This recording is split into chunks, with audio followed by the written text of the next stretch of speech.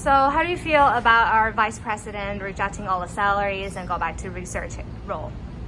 Well, when I first saw the article, I went and asked somebody at work, like, hey, can you help me translate, like, what exactly happened? And like, I guess he gave up his salary, gave up his car, and wanted to go back to academia.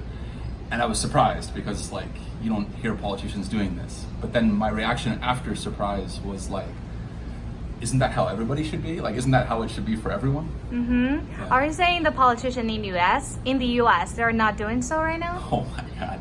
So I think it was late February, early March, just when the coronavirus was like really picking up steam.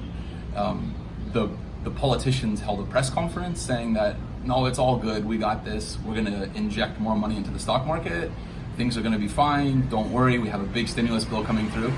And what we learned was, like, a week before that, they dumped all their stock, like literally all. Like there was one person that was worth 1.7 million, and I think he dumped like 1.59 million, so like basically dumped everything. So what are saying, those politicians, they're missing two sectors and then using their information to make money?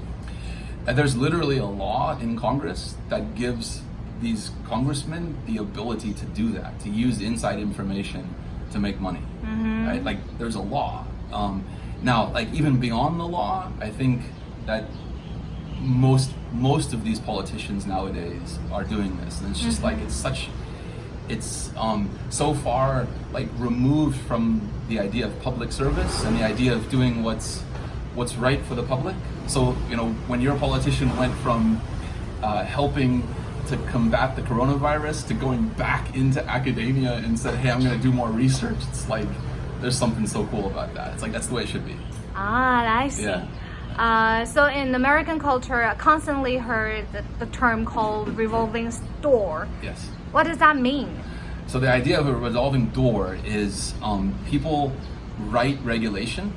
So these senators, the congressmen, they write the regulation, or the people on the president's staff, they write these bills that are incredibly complicated, very, very, you know, tens of thousands of pages long, and they understand how they work. And then what they do is they go back into their corporate jobs. So I think the two worst industries are probably kind of big pharma, big finance, maybe even big oil. But you see this all the time. Like the people from Goldman go in and they become the secretaries of Treasury, and then they finish and then they go back to Goldman. Or you know, the people that regulate the drug companies come from the drug companies, and then once they finish the regulation, they go back to the drug companies and they make just tons of money. But even more than that, they make regulation that allows the industry to capture the regulation. That's the real problem. But back to our VP case, some people will argue, is academia really not a profitable sector? Isn't that not the same thing? So a government official in a democracy is a servant of the public. Right? And I actually think that if you say who were some of the best servants when you grew up, to me it was my teachers. Like they're the ones that inspired me. They're the ones that I mean, there's a few teachers. I think all of us probably have one or two teachers in our lifetime that changed our lives, right? That completely inspired us. And to me, that's very much a public servant. I see. Yeah, they translate very well to me. Okay, so that's the reason why you feel it's so cool about it. Well, that's the reason, like, after I got over the surprise of a politician actually doing that, then the next, my next feeling was like, ooh, that's obvious. Like, that's what everybody should do. Like, I wonder if we should make a law that says you have to do that. Like, once you go into public service, you have to stay into public service. Yeah. You can't sort of use your inside knowledge of a public servant to go profit on the public's knowledge. I see. Yeah. Let's talk about the salary side.